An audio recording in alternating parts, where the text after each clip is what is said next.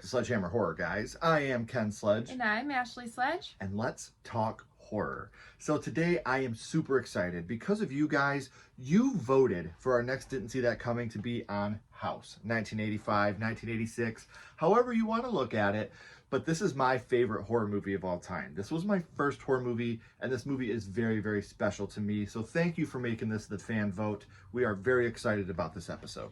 Yeah, so the movie was done by Sean Cunningham and Steve Miner, so you know that there is some Friday the 13th sprinkled out throughout, as well as the score was done by Harry Manfredini, so very And you heard awesome. a little bit of that during the intro of this episode. Very, very Harry Manfredini, very, very Friday the 13th. But would you like to get us started on the film, my love? Absolutely. So we begin, the camera is kind of panning around this huge house. It goes to the front of the house and we see a delivery boy. He's on his moped. He's bringing groceries. He's walking up to the front door when it opens by itself. The boy calls out for Mrs. Hooper, who does not answer. He then calls out again when he hears a noise up the stairs. He walks up the stairs and he goes into a room, and this is when we get this frightening jump scare.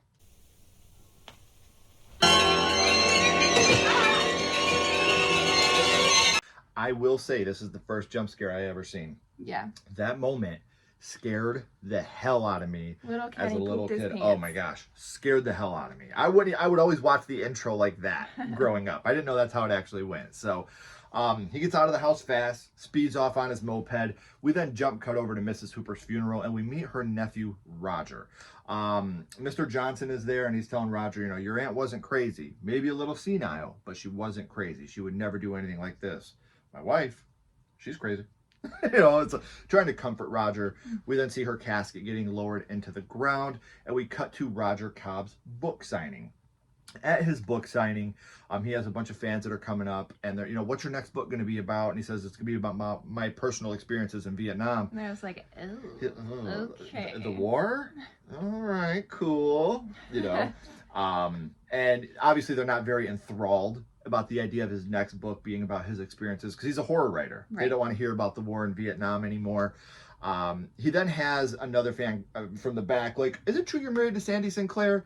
And he's like, yeah, I used to be. And then she just keeps going on and on and on about how much she actually loves Sandy Sinclair. After the signing, Roger is walking out with his manager, Frank, who's telling him he has to write something new. He's already lost his life over this. You're going to lose your career too. Nobody wants to hear about Vietnam anymore.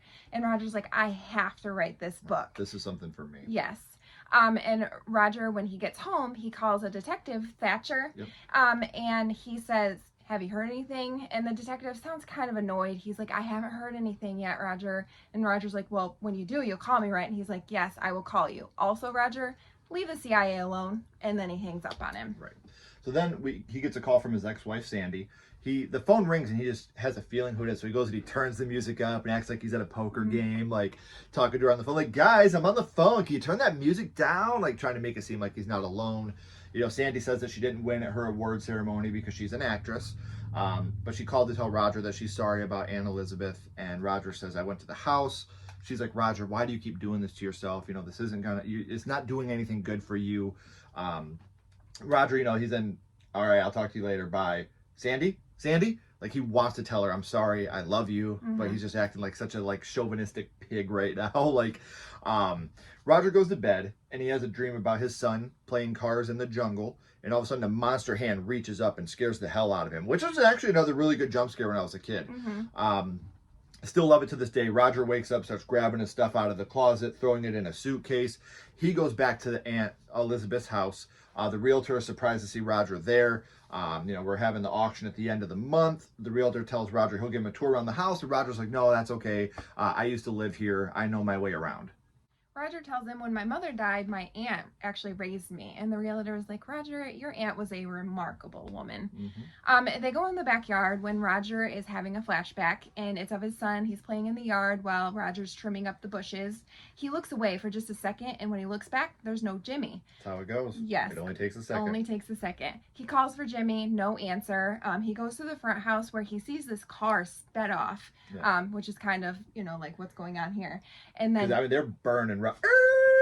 starts speeding off really quick. Yeah, so he calls for Sandy inside the house, asks if Jimmy's in there. Jimmy's not in there. He runs to the back of the house where he sees Jimmy struggling in a pool. He, struggling to stay above water. Roger, he jumps into the water to try to save him, and Jimmy's nowhere to be found. He's not in the pool. There. And he's looking under the water. There's no Jimmy anywhere. The realtor asks, Mr. Cobb, are you okay? Roger snaps back into reality. The two of them go inside the pool house and find a bunch of things. The realtor shows him a painting. Now, this painting is going to be very important later on, ladies and gentlemen. So remember this painting. Yes. He's like, I think this is a creepy painting. This is in the room where she lost her life. It's God, this guy's such a douche. Like, this realtor is such a douchebag. He just wants to sell the house and move on. Yes. Roger tells him that she thought the house was haunted, and he's like, no way. Seriously? Wait, are you serious? And he starts following him back into the house. Roger has another flashback of when his son disappeared. The police are at the house. Everybody's all upset. They're like, your son is not in the pool. We put out an APB on him. As soon as we hear anything, we'll let you know. This is when Aunt Elizabeth walks in and she's like, it's the house. It's the house that took him. Sandy, she screams at her saying, will you shut up? Just shut up, you old bat. And this is when Aunt Elizabeth says, touchy. Which it made me laugh. Yeah. We're back to reality again, and Mr. Cobb tells the realtor he isn't selling his aunt's house. The realtor seems a little disappointed, and he's like, I hope you will reconsider. I wouldn't say it's a little disappointed. I would say it's a lot disappointed. Yeah, for sure. I hope you reconsider. This is when Roger, he's by himself in the house, and he's kind of looking around at everything when he notices his grandpa's swordfish on the wall. That was an award-winning fish? It was. Held a record for years? Very, very big fish. Roger hears a noise from upstairs, so he walks up the stairs, looking at all the rooms. He finds his son's room, looks in there, and all of his son's things are still there, perfectly, like he's still never been there. touched. Yeah. This is when he walks into Aunt Elizabeth's room, and Aunt Elizabeth is standing there. Now, if you guys haven't seen it, our short film, Home is Where the Haunt is available on YouTube. This part is a major influence on a certain scene in that movie. She tells Roger, it tricked me, Roger. I didn't think it could, but it did. This house knows everything about you. She stands up on the stool and she tightens the noose around her neck and she says, leave while you can. She goes to jump off. Roger runs there to stop her and she just disappears. So, her apparition is still trying to warn him. This house knows you. It knows everything about you. It will find your weaknesses and drive you crazy and make you take your own life. Roger, he goes to sleep in his son's bed, which is in and of itself just super sad. The next day he's taking out the trash when he notices this very attractive woman running down the road. Sexy. He's just standing there staring at her when all of a sudden he gets a jump scare from the guy behind him. His name is Harold. I love Harold. Harold may be one of the best characters in this movie. He may be one of the best side characters of all time. Yes. He introduces himself and he's like, I'm glad you moved in, man. And then he starts to tell us what he thought about Aunt Elizabeth. Woman lived here before you was nuts. Biggest bitch under the sun. Just a senile old hag, really. Wouldn't be surprised if someone just got fed up and offed her, you know what I mean? She was my aunt. Heart of gold, though. Just a saint, really. That part always makes me chuckle. It's amazing. Like I said, heart of gold. That's like insert foot into mouth. Yeah. So he asks him to come over for dinner, and Roger's like, I'm up here to get away. I'm a writer. I need some solitude. And Harold says, you're Roger Cobb? I'm your biggest fan. And I like how he pulls his book out of the pocket. Yeah, like and the he has pages it. just fall all over the place. Like you said, it's seen better days. Right. Roger just wants to get back to his solitude. So he goes back inside, he sits down, and he starts writing his book when he has a flashback. He's in Vietnam, and he is woken up by his superior. The superior is telling him, we have a war to lose. He then wakes up another soldier named Ben. Ben gets upset. He's, I guess, a little bit tired of his superior telling him what to do. I'm tired of that asshole telling me what to do. That's his job, That's Ben. his job, yeah. This is when Roger asks Ben for a cigarette, and he hands him a pack of cigarettes, and it has a snake in it, and it's Ben. Yeah. Joking around. Ben laughs. This is when he notices a grenade and yells, get down. Yeah, they start, obviously the war breaks out. They all start shooting at each other. When Roger looks away from his computer, he's kind of snapped back into reality. He shuts the TV off, and then in the window, he sees his son, Jimmy. And he says, Daddy? And then he uses the remote to shut Jimmy off too, which is another just like, God, I just want my son back. Roger starts walking upstairs slowly because he hears a noise up there. He walks into his aunt's room again. He's going towards the closet. He's just about to open it. He's like, what am I doing? I'm making myself crazy. Mm-hmm. He walks out of the room, and then he sees that there's a big grandfather clock. Mm-hmm. And it goes off at exactly midnight. And he's like, you know what? Let's do this. He walks back into the room. He opens the closet to the monster coming out and grabbing him. Roger, he's struggling to get this monster off of him. He does, and he closes the closet door. So this is when Roger, he orders a bunch of lights and cameras, and he has them all pointed towards the closet door. Mm-hmm. He suits up into his army gear. He runs outside and he's cheering because he's so like He's happy. ready. Yeah. And this is when Harold sees him and he's like, hey, Raj, what you doing? Roger looks at him and says, I need to get back to my writing. Solitude. Yes. Solitude. Yeah, solitude. And this one, Harold mumbles to himself under his breath, writing looks really fun. So Roger, he goes back inside, but he looks out the window to make sure that Harold is leaving. The best facial expression ever. Yes. When he does this. Roger, he ties a rope around the door handle of the closet and he starts counting down. And then he opens the door, but nothing happens. Right. He's all defeated. You know, Yeah. he starts shutting the cameras off, goes to walk out. When the clock strikes midnight, he freaks out. He runs back up there, starts turning everything on. He's getting ready to open that door. And right when he's getting ready, Harold walks in and scares the shit out of Roger. Harold, don't do that. You know, sometimes solitude's a little better with someone else. Harold, I don't think you know what solitude means, my friend. He tells me he brought him over a midnight snack. So they go downstairs, they're eating. He starts asking Roger, you know, what are all those cameras for? He's like, do you believe in ghosts? And he's like, I've never seen anything for myself. Mm-hmm. But, you know, and then he's like, my aunt thinks this house was haunted. He's like, no offense, but your aunt was a little cuckoo. He's like, well, what about me? Do you think I'm cuckoo? And he's like, well, I mean, you went to war at Vietnam, got a divorce, Mm-hmm. lost your son, lost your aunt. I don't think you're crazy, but you got a little screws loose up there. He tells him, you know, something came out of the closet and it tried to grab me. Harold asks, you know, are you sure you're not imagining things? This is when Roger pulls his shirt up to show him all the scratches. And that's when Harold's like, wow, those are a lot of scratches. You might want to get those looked at, Roger. Mm-hmm. Roger asks Harold if he thinks he's crazy, and Harold's like, no, not at all. But when he goes to leave, he takes Roger's address book. So clearly he thinks he's a little crazy. Mm-hmm. Harold, he goes home and he calls Sandy and tells her, I don't think Roger has his act quite together. And he wants her to go check on him, but she can't. She has to go on set early in the morning. She says, I'll be sure to give him a call, though. Right. So we go back over to Roger, and he's writing more of his book when he has another flashback, and it's Ben. He offers to walk point. And the general looks at Roger, and he says, well, that means you have to, too. Yeah. What? Yes. That's you too, Cobb. What? I fucking love that shit. So, you know, they're walking around, they're looking around. Ben is just like, even the drill sergeant, he calls him like a big ox. You know, he's just this big, he doesn't give a shit about anything. He's like he reminds me of like your badass Texas, I don't give a fuck guy, is what he reminds me of. And like he was built for the military. That's what he was. He's just a devil-may-care. He's going as fast as he possibly can. Roger's like, Ben, we need to slow down. I heard something.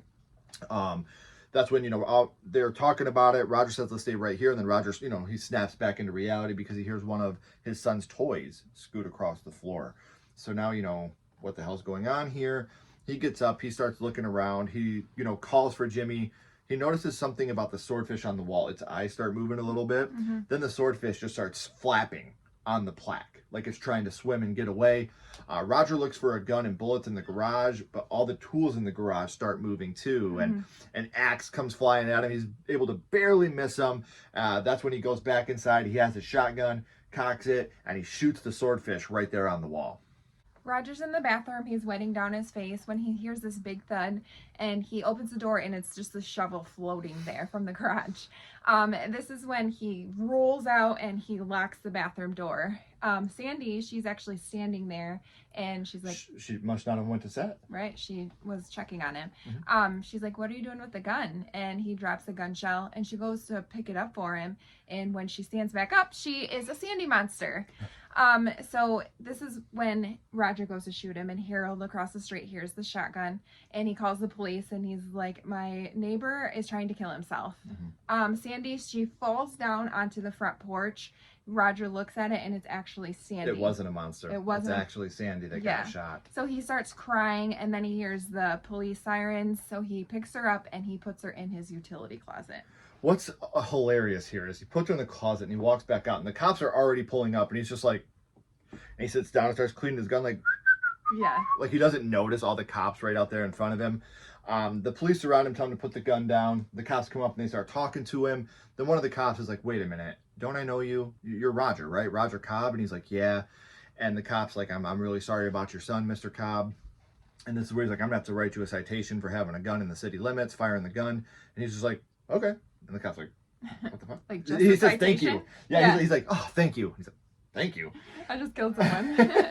well, well, then you have his partner, and he's like, Mr. Cobb, I hate to ask you this. And he's like, yeah, do you got a pen thing? He's asking for an autograph. And he's like, can I go in and use your bathroom? And he's like, no. Yes, you can. So this is when he lets the officers in, and they go in to have a nice little cup of coffee. Harold is also there, of course. And Roger looks at him and he's like, goodbye, Harold. I love how Harold's like, I'm the one that called. Goodbye. Goodbye. Harold. While inside, Roger is like, you guys are probably in a hurry. You probably don't want any coffee. I guess they wanted coffee. Yeah. This is when Harold barges in and he's like, oh, coffee, perfect. Roger, he notices the shotgun shell on the floor, but so does Harold, and Harold gets it first and picks it up and hands it to the cop. This is when the cop warns Roger, you should never clean your gun while it's loaded. Right. So he's like, oh. Yeah, because Roger's like, well, I mean, what's the point of having a gun if you don't plan on loading it? Yeah. Trying to play it off a little bit. Like, I didn't know it was loaded, but I do have shells around here just in case. Yeah. So he goes to find the other cop that's wandering around somewhere. They finally decide to leave, and Roger notices his gun isn't where he said it. And he says, oh, my gun. And the officer's like, what about it? And he's like, is there something wrong? Yeah, Roger looks in the background and he sees the door to the utility closet like swinging open. Yeah. He's like, oh, no problem. He's kind of like, shoving everybody out the door. Like, I'll see you guys later. Have a good rest of your day. He goes back in and he grabs a fire poker. He opens the utility closet, and like he thought, Sandy's body is not there. So maybe it really wasn't Sandy after all. He hears noises from upstairs. He starts walking up towards Aunt Elizabeth's closet, because that's where he obviously thinks the monster is. But the monster sneaks up from behind him and hits him in the back of the head with the butt of the gun. He falls down. The monster's aiming the gun right at him. Where's your son, Roger? You'll never find him. He's dead. And Roger's like, he's not dead. He's just somewhere in this house. When the monster pulls the trigger, but the gun, Roger already fired it twice. So there's no shells in the gun. He turns around and he hits the monster with the fire poker. He rolls out of the way. This is when he opens the door, and all those tools that were out in the garage that he locked in come out, and the shears come out and cut off the monster's head. So Roger takes Sandy Monster outside and buries her head when he notices the attractive neighbor just swimming in his pool. Like, she just invited herself over. Your aunt used to let me swim. How do you know that was my aunt? Right. So she's like, what you burying? And he says, I'm planting a tree.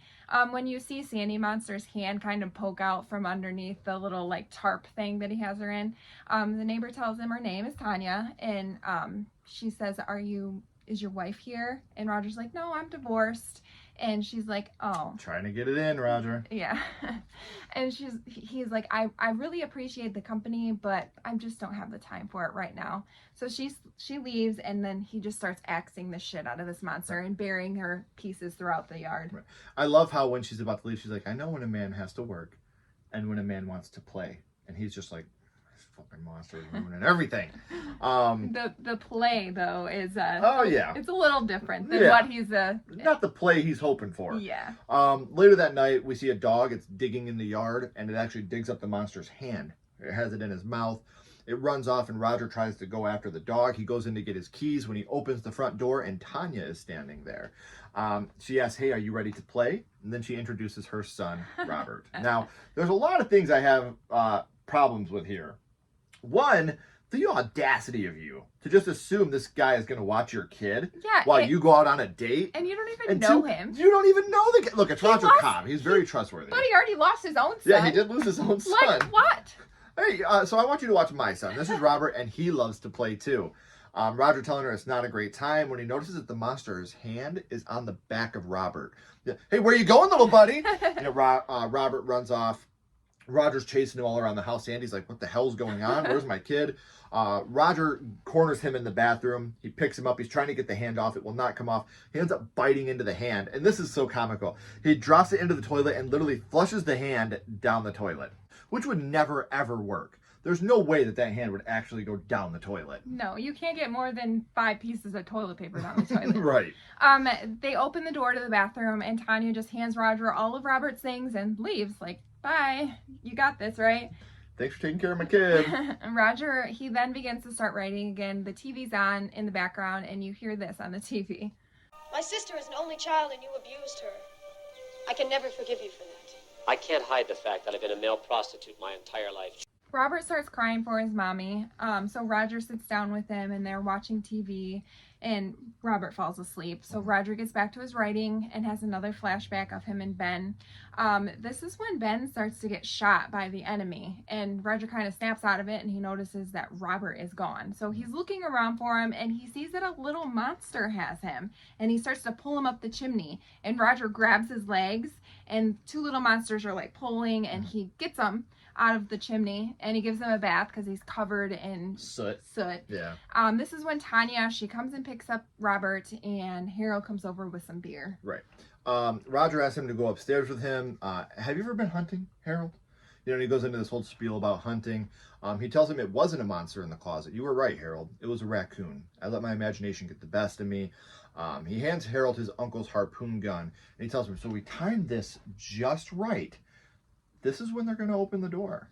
So we time everything perfect. I'm going to open the door at exactly 12 o'clock. Now, I got to tell you, when I was a little boy, my grandmother and I, my grandma Penny, we used to play house. And what we would do is I would tell her, we're going to open the door at exactly 12 o'clock. And then we would open the closet door, and my grandma would act like a monster.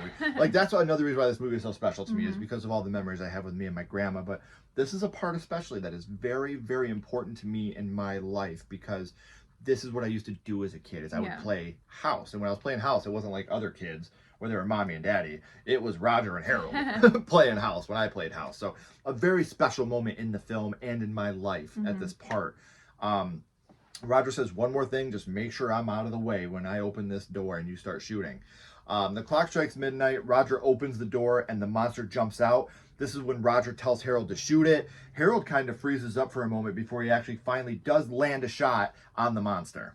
Roger, he's telling Harold, shoot it again, and Harold's like, I can, it's attached to the monster. It's a harpoon. Yeah, you get one shot. You have to reel shoot it back again, in. Harold, it's attached! This is when the monster starts going back into the closet, and the line gets caught on Roger's leg and just drags him in. And Harold's holding on to him, and he's like, I'll never let go if it's the last thing I do. Lets him go. I love how he's like, I won't let you go if it's the last thing and he lets him go, and he's like, do. Yeah. Like, trying to reel it back in with the fishing pole there. So Roger's being dragged through the jungle. Harold, he's trying really bad to reel him back in with that harpoon when he loses the pole also. So good for you, Harold. Yeah. This is when Roger starts calling out for Jimmy. He sees Ben on the ground and he's moaning, and tells he tells Roger, just kill me, finish me off. And it's, oh God, it's so sad. Yeah, he's suffering. He is. And Roger, he puts a knife up to his neck, and then he starts crying, and he's like, I can't do it. Roger says, I'll go get help. And this is when the enemy takes Ben. Yeah, and you see Roger's like, Ben, like he wants to go help it, but there's just so many of the Vietnamese there. And he's like, I'll get you for this, Roger, if it's the last thing I do. And they start dragging Ben off. Terrible. So now we're starting to see why Roger has to write this book.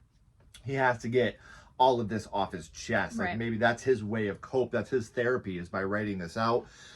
Roger sees the light where the closet door is, so he starts running, and Charlie, the enemy, they're all shooting at him. He runs, and finally he jumps through that light door, and there he is. He's back in the house, back up in the room with Harold. Harold's on the bed. He's got a bottle of Jack Daniels, a fire poker. Roger walks up and starts shaking him. Harold's all kerfuffled, and he's, swinging at him. He's like, it's me. And he does and he carries Harold back over to the house, and he puts him to bed. He's sitting there, and he's, laying in bed, and he starts thinking about his aunt's painting. He walks down, and there's a sheet that's covering part of the painting, and he pulls it off, revealing a little boy inside the mirror. Now, I want to go off on a little tangent here again, and I'm sorry, but this is another part that really scared me when I was young. And it was just the thought of this little boy being inside that mirror, like that image, and the score that goes along with it at this point, like the really high strings. this part just terrified me as a kid, just seeing Jimmy inside that mirror. He goes back up to the bathroom. He looks outside, and what's going on here? He's opening up the mirror, just nothing. Finally, he takes a can of shaving cream, breaks the mirror. It's in like a hole. There's like another dimension inside that mirror. He tries to, he's looking in there, and all of a sudden a tentacle comes out and starts wrapping around his arm, and a bunch of monster hands come out to try to drag him back into the mirror. He grabs a straight razor and he starts cutting the monsters off him. He's yelling, Jimmy! So he throws a rope into the mirror and grabs his gun. He starts going down the rope when you see a skeleton monster. I love this monster. The skeleton monster takes his gun and shoots his rope in half. And this is when Roger, the silliest falling scene ever. Yeah. It's so funny though. What I love is before the monster shoots the rope, he does the twist with the shotgun. Then they get the goofy ass fall into the water. So he falls in the water and he's diving in the water looking for Jimmy. He comes up to the surface and he's in the jungle again. He looks over and there's a cage and Jimmy, he's in it. And this really reminds me of Insidious, where they're in another dimension. You're looking for your son. Your son is trapped. Yes. And then, his son says they're coming back, just like the boy did in Insidious. Like, this part really, I felt like was, Insidious did a nod to House. And I don't think it did. I think they completely ripped it off. So if you're an Insidious fan, you got to like House, because House is the reason Insidious exists. Okay. But no, I like that, because it really is. There's a lot of Insidious vibes here. So I could say in Insidious there's a lot of House vibes here. Yeah. Because he's coming back. He's coming back, just like the monster in Insidious. So I definitely got that, those vibes from this. Yeah. This is when you hear there's a shotgun and they're running and they get into the water and they come back up and they're in Roger's aunt's pool. So they're all hugging and kissing, like, I finally got my son back. I can't believe this. You've been gone for so long. So we have a happy ending, the music is swelling. They're walking through the house. They go and they open the front door and there's this big ass monster there. It's like, sucker. And he's just like, Big Ben. So Big Ben is the one that captured his kid. That's a twist. That's very twisty. So now we get to the point where it's like, what the hell is going on here? Like, this is really crazy. And in another Friday the 13th trivia, Kane Hodder does a lot of the stunts for Big Ben. So as we know, he would go into the Friday the 13th franchise later on in the franchise at part 7. But, he's like, you did this. You did this to my family. You took my kid. Ben's like, you should have killed me. They tortured me for weeks. Roger's like, I would have died for you, Ben. Well, now's your chance. No! And he slams the door right in his face. He tells Jimmy, says, you run, you go, you get out of here, get out of the house, go get help. Roger locks the door. This is when Big Ben pounds and smashes through the door and tells Roger this. You're pissing me off, Roger. So Roger, he goes to Jimmy's room and he starts climbing out the window. Big Ben starts shouting at him. Roger climbs out onto the roof and Big Ben's trying to grab at him. Roger, he climbs back into the attic and he's trying to kind of sneak downstairs when Big Ben jumps out and follows him down the stairs, pushes him down the stairs. Roger, he tries to get outside and Big Ben's like, you can't get rid of me, Roger. You never will. He opens the door from his kitchen and it's just a cliff, straight fall. Roger, he is holding on for dear life. Yeah. And Big Ben, he steps on one of his hands. So he's only holding on by one hand. He grabs his belt and kind of lassos Big Ben's other hand and just pulls him off the cliff. Another part that I love about this is maybe if this is what Aunt Elizabeth went through. Yeah. Maybe if Roger would have fell off this cliff, it would have looked like a suicide by hanging. Right. We don't know if Aunt Elizabeth truly did, unlive herself, or if the house did it to her and made it look like that. So that's another aspect of the film that I really like when we dive into. He walks back and, he hears Jimmy, Dad. He walks in and Big Ben has him, and he has the knife up to his throat. And he's like, I'm going to do it, Roger. I'm going to kill him unless you kill yourself. Roger reaches for him and Big Ben cuts his hand off. But Roger picks his hand right back up and it's still there. This part confused me as a kid. Yeah. Because as a kid, I was like, how is his hand still there when Big Ben just obviously cut it off? But this is where my theory of Aunt Elizabeth didn't actually take her own life. because he's starting to realize they can't hurt me. Right. I'm in control. And he says that to Ben. He's like, I'm not afraid of you anymore, Ben. And, you know, Big Ben's like, I'm warning you, ow. Ow. He's like, you'll what? You ain't gonna do nothing. He takes the knife from me, throws it on the ground. He's like, I beat you and this goddamn house. Like, oh God, I love that moment so much. I'm warning you, I'll slit his throat. You can't hurt me or my family anymore, Ben. Then he takes a grenade and he bites it and he puts it up in Big Ben's rib cage. He grabs Jimmy and they run out as we see Big Ben up there trying to struggle to get it out, and he just explodes. The whole upstairs starts exploding. This is right when Sandy is pulling up. So she walks up and she sees the house is blowing up. You know, then Harold runs out. Now Harold's all emotional. You know, I just lost a friend. The house is on fire. When you see Jimmy and Roger come out that front door, and he puts Jimmy down, Mommy! And he runs out, and then she looks as they're hugging, and Roger gives the old... Yeah, I did and that. that's how we end on that freeze frame. So, again, my first horror movie, still to this day my favorite horror movie, but what would you rank House on a scale of 1 to 10?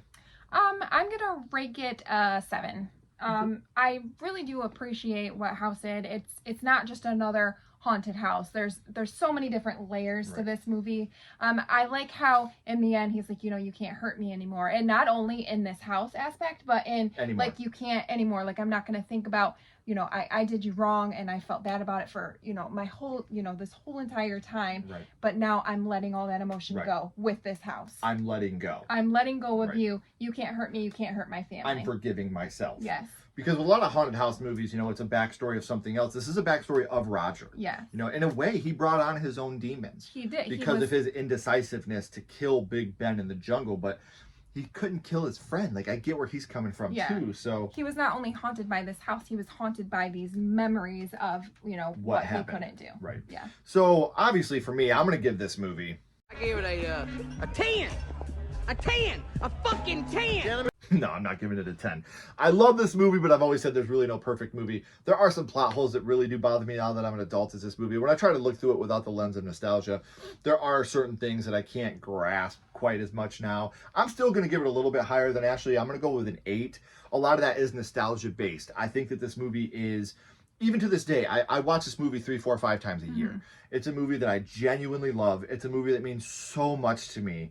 But there's a lot of this movie that is just, it's everything. It's a love story. It's a war story. It's a horror movie. It's a family drama. This movie has everything in it, and it's so amazing to watch it all. It's a comedy. There's a lot of real comedic elements throughout this movie that just land so well. So that's why I will always say that House is my favorite horror movie, because I feel like it really truly encapsulates every genre of film that I truly, truly love. So you definitely can't pop this movie in and not be entertained. Right. It's entertaining. You're gonna laugh. You're gonna feel emotion. You know, there are jump scares. There's jump scares, that scare you. We do want to say again, thank you guys for tuning in. Let us know in the comments, what are your thoughts on House? Why is it the perfect movie? No, I'm just kidding. Do you like House? Are you excited for the reboot that they just announced that's coming up? We'll talk about that more at a later date, but thank you for watching this episode of Didn't See That Coming, and our next episode next month is going to be on the absolutely underrated Frailty. We are redoing our very first episode of Didn't See That Coming under our new format, kind of giving it a little reboot so we can give that movie the love and justice we really feel like it deserves. So make sure you're checking that out next month, and if you haven't already, please like and subscribe and follow SledgeHammer Horror on social media. It helps the channel more than you know, but keep talking horror. Stay who you are. And we'll see you guys soon. Bye, guys.